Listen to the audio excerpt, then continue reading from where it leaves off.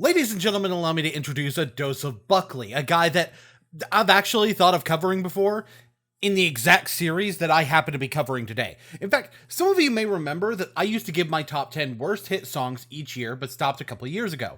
And that's because I really wasn't feeling the videos anymore. I mean, don't get me wrong, there's still songs I really hate, but a combination of writer's block on the subject, as well as the videos not living up to the viewership for this series, resulted in me stopping.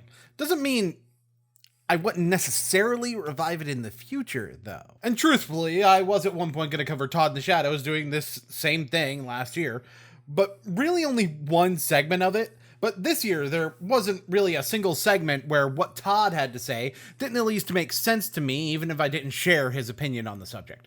Buckley, on the other hand, guys kind of always rubbed me the wrong way, but this year, this might be the version of this list that I like the least.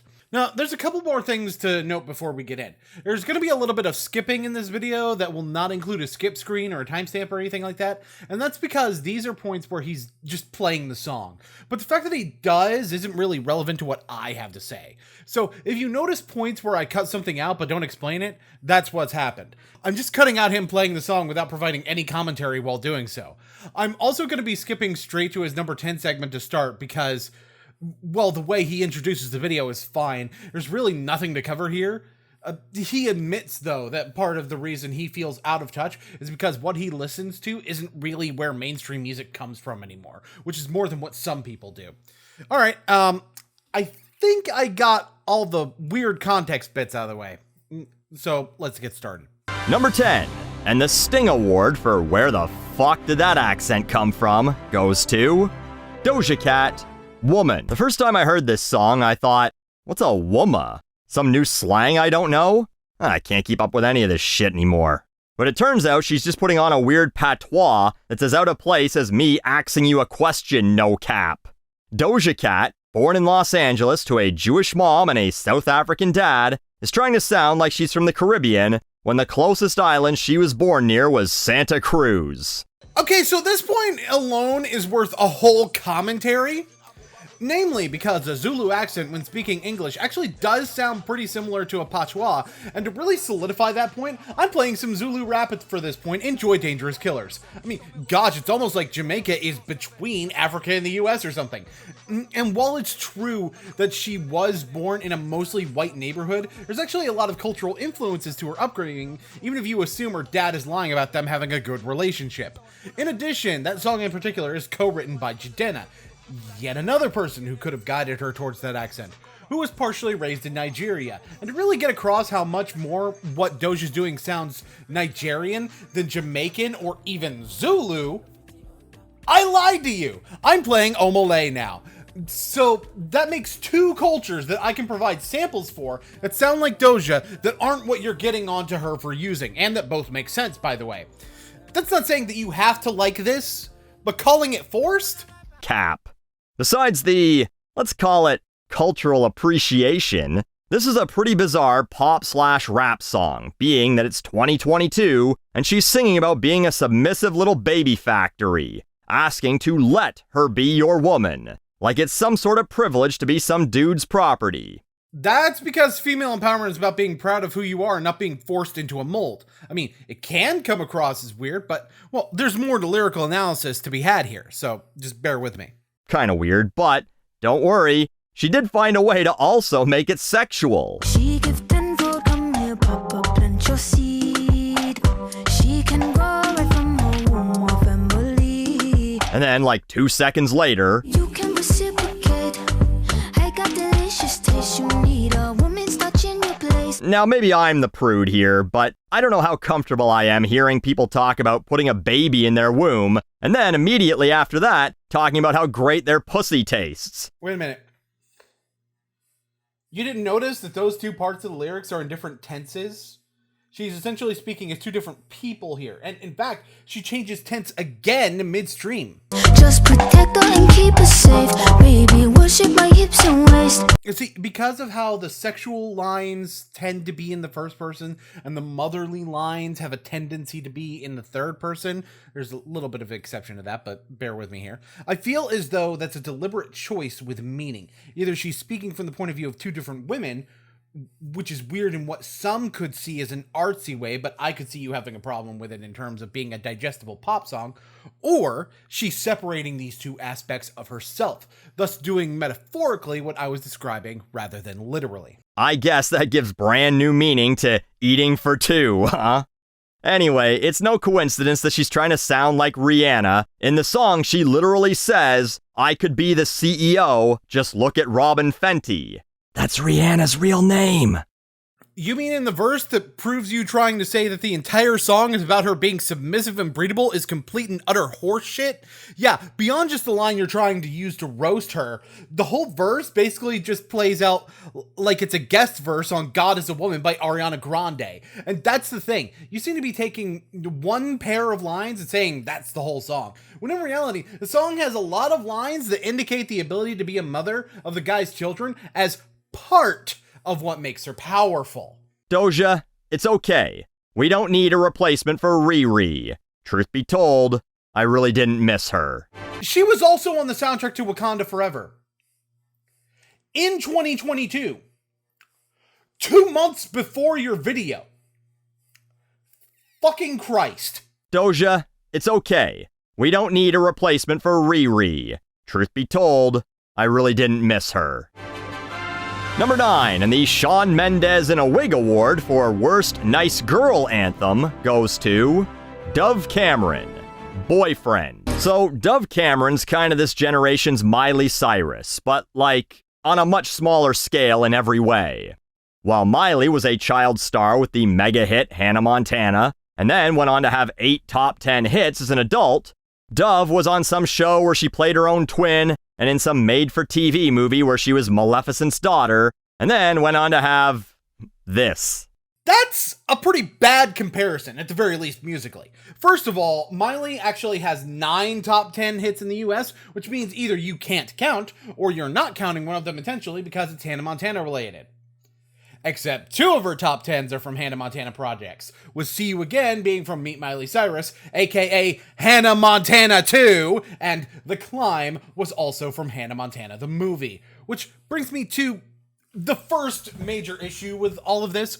Miley Cyrus was being promoted as a music artist alongside the show she was on from the very outset. And sure, Dove Cameron was singing a little bit in Liz and Maddie, but if we look at the time of release of their soundtrack albums versus when the show was airing, it's a very different story here. Hannah Montana had 2 albums, both released in the first 2 years of the show's 4-year run, and Liz and Maddie not only had 1 album released in the same time frame, even worse when you consider the fact that even though both shows were 4 seasons, Hannah Montana had 18 more episodes than Liz and Maddie, there was also more Hannah Montana to go off of, and there was more music to promote. Hannah Montana was also a fictionalized version of Miley's actual life story too, which kind of brings me to my next point. Miley's father is Billy Ray fucking Cyrus. She has a foot in the door of the music industry as is, and that was something that was heavily featured in the Hannah Montana series as a whole. No joke, Miley was basically groomed from bucking Firth, not in that way, sickos, to become a pop sensation. Dove Cameron, meanwhile, may have done some choir in her childhood and such, but doesn't have the connections that Miley Cyrus has before she can even release a solo album. This is a completely ridiculous standard to hold Dove Cameron to. That being said, I'm just gonna skip the rest of this entry. I don't really agree with every point that he makes here, but I at least get where he's coming from when he says it. Especially that shit about lounge music, because some of us actually like electro swing, thank you very much. Number 8, and the When We Were Young Festival Award for not being able to let go of the past goes to New Kids on the Block featuring a pile of old goobers, Bring Back the Time. Okay, hold up. Did not chart at all, according to your own fucking graphic. Why is this here in the first place? We're not even on what you actually say about the song. And I'm sorry, I normally wouldn't feel the need to call someone out like this because I get it with yearly hit songs list, because a song can become a hit in a year that it didn't release, or it could be a hit during multiple years, stuff like that. But, well, now I actually do have to go back into what you said at the beginning of the video. I mean, the fact that I'm still listening to the radio is probably part of the problem, but basically, what happens now is a song gets popular on TikTok, which then makes it popular on Spotify, which gets it to chart on Billboard, and then radio finally goes, we gotta start playing this. A month later, your mom's singing along to a song in the car that your favorite TikTok tart used in a video, and now it's not cool anymore. You admit that the metric for what makes something a hit song directly goes through Billboard. Just directly say that. Which, I mean, first of all, that chain of events isn't entirely accurate in and of itself, because there's plenty of hits that actually have nothing to do with TikTok. Bringing Up That Hill by Kate Bush charted this year, for example, because of its appearance in Stranger Things, and the Encanto soundtrack wasn't really a huge trend on TikTok to my knowledge, and Spotify isn't the only streaming service that Billboard pulls from. YouTube Music, Pandora, Tidal, they pull from damn near everywhere. Hell, they even pull from TikTok directly. But I don't even take issue with that, because that's just a simplified version of what's actually happening. What I take issue with is you pointing out that Billboard is an accurate metric. You put the Billboard positions of songs on screen while you talk about them, and you are putting a song on this list that has no Billboard presence. And no, he doesn't explain why this still counts as a hit in spite of that at all. Could have done as, like an honorable mention maybe. That's a good place to put songs that, you want to talk about, but are disqualified for one reason or another. Like, for instance, not actually being hits, but by artists who previously had hits. Because we all know that New Kids on the Block had a bunch of hits. Meanwhile, this ADoseOfBuckley video making me sick. Okay, this was funny a few years ago, but it's just sad now. So back in 2018, these guys landed on my list for a song called 80s Baby, which was basically this exact same song, but with different guest stars. Okay, see, the pass I give you for saying something like this in your Dove Cameron entry, I really can't give it to you here. For one, 80s Baby wasn't a hit either, but that's super minor at this point because I'm not covering your 2018 list. I'm covering this one. I also like how you imply this song is worse for doing this concept, but still put it in a lower position on the worst list, meaning that it's, I guess the other songs are even worse. You know what? That's not my point either. I have two major pillars for how this song is different from 80s Baby. Subject matter and composition. Let's start with the easy one, which is composition. Both are trying to sound old school, but they're doing it in different ways. As you can hear right now, 80s Baby operates more on an old school hip hop vibe. The instrumental has similarities in particular to Hip Hop Hooray by Naughty by Nature and Hangin' Tough by New Kids themselves. Which fits because the song was done for the 30th anniversary of the Hangin' Tough album. Compare this to Turn Back the Time, which went more in a synth pop direction. Rick Astley is probably the only person on the actual song that actually went in this direction in the 80s. There's a number of artists referenced visually in the music video that you could actually hear in the song as well. Journey, Devo, Flock of Seagulls, stuff like that. They are two very different types of 80s song, and it's kind of like saying that Treasure by Bruno Mars is the same as Uptown Funk. They are clearly borrowing from entirely different genres to create their nostalgic pastiche. But of course, that's not the reason Boyfriend was the same as Treat You Better in the previous entry, so the more important distinction here is subject matter. While both of them are using nostalgia as a significant factor in their imagery, 80s Baby isn't actually directly about nostalgia, but rather serves as a song about, well, a hookup when you really listen to the lyrical content. But it operates with a nostalgic blinder and references sprinkled in. Compare that to Bring Back the Time, which explicitly talks about taking the listener back to the past, rather than 80s Baby having the subject take the singer back in time. Same theme, absolutely, but the subject is entirely different. And this inclusion is awful for more reasons than this, but we're gonna cross that bridge later. Salt and or Peppa, you know that the Rickroll was used to mock the song because modern audiences knew no one would ever want to willingly, you know what, it doesn't matter. Why should that matter to a song that's explicitly stating it's taking its listener back to 1989? You know, before Rickrolling was a thing? It's almost like they referred to Rickrolling as a concept and in a way that actually made it a brag about having money, which, You know, you could have actually used to make a much better joke.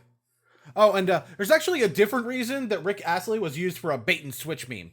Look, I'm not going to speak on the motivations of the person who started it like you're trying to do, but I can speak on a reason relevant to the time period that it would make sense as a bait and switch. And that's because people were originally bait and switched by Rick Astley himself when they thought he was black. I'm not kidding. People for years actually got surprised at concerts when they saw a pasty white dude come on stage instead of a beefy black guy because of his voice. Even in 1987, he was a bait and switch, so using him as a means to pull a bait and switch hyperlink actually plays into this sort of meta-narrative and goes back to the 80s, and not in any way relates to people not liking his music, because fun fact, Never Gonna Give You Up is actually a banger, unironically. No, you shut up! But to be honest, here's the thing that really bothers me about this whole entry in general. So, some old guys make a new song that happens to be about nostalgia, and it gets here for clinging to the past. But, not a damn bit of the lazy-ass sampling from this year makes it when this didn't even chart. My guy, even fucking country music was lazily sampling old shit. Are you sure you want to get on to New Kids on the Block for actually picking up a pen when that's more than what Cole Swindell could manage? Like, Nicki Minaj just merged Super Freak with Anaconda. I'm good, yeah, I'm feeling alright. This exists! It's from this year! And original music that happens to be about the 80s is stuck in the past? Dude, piss on grapes, I swear to fuck! Did you just tell him to piss on grapes? Where the fuck did you come from? Been here the whole time. Huh. Cap.